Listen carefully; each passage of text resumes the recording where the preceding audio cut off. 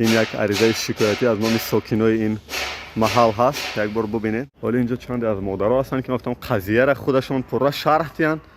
خانه من همین کسا مزایده برآمده است. خانه در توازن بانک نیست. خانه را گرفته سال 2017 هم با یک شهروند فروخته است، گویا که کدام پشتوانی کارمندی پروکراتور باشد. اینش من گفتن نمیتونم. ولی در ضمن گفتید که 700,000 قرضدار بود از اول از بله بله بله بله. قرضدار بود. زواد غیز گرفتن، زواد سنگریزه گرفتن، فرمای گاو مولش گرفتن، قهور 440 گرفتن، 440 گرفتن، ماشینای کراس گرفتن. با بالای ایده بود 2 میلیون قرضدارش کرد. این شرطنامه خرید فروش نotarial نه تصدیق میکردن. از وقتی که ما میدونستیم ما نفهمیدیم که با تعیینات سودی شرطنامه را تعیین میکردن. اینجا در سود تعییناتش قطعی فونکسیون نotarius گرفتگیه.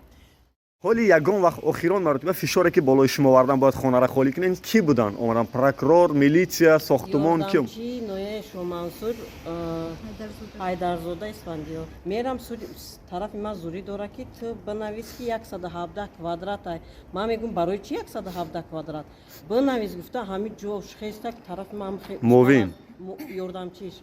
گفتم زاده است که تو بنویس. گفتم نمینویسم. 3 میلیون نرخ برآورده. نرخ ما بود یا من حوض خالی میکنم. سوال میتونن که همین خانه همین منزل استقامتی من واقع در کوچه اکادمیک رجب‌فو 3A کوارتیر 2 در بانک توازن بانک بود سال من 2017 میگه که نی او چخل میگه شما اینا فروختین.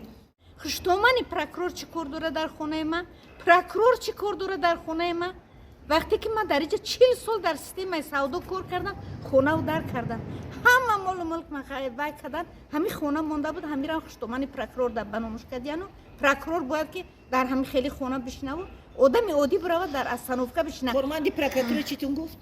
گفت که برای در استانوفکا بشینه، اینم افتخاره. جانشینی پروکراتور شهر. من همین 1 قرار میگیرن که من امضای رستم امامعلی است گفته همین قرار میگیرن چی نامعقولی که خوان کرده سودا. برام خواهش میکنم که سری روی همین خیلی آدما را گیرن. و من نمیدونم این جدممه کمالات ساختمان برای ساختمان چی حقوق داره که علیشیر تاجی که جوی رفتن گیرن. میگم من امضای رستم امامعلی دارم. آخر رستم امامعلی امضا نکرده است که شما برین غیر قانونی آدما را مالکیتاشو محروم کنین، فشار آوری کنین.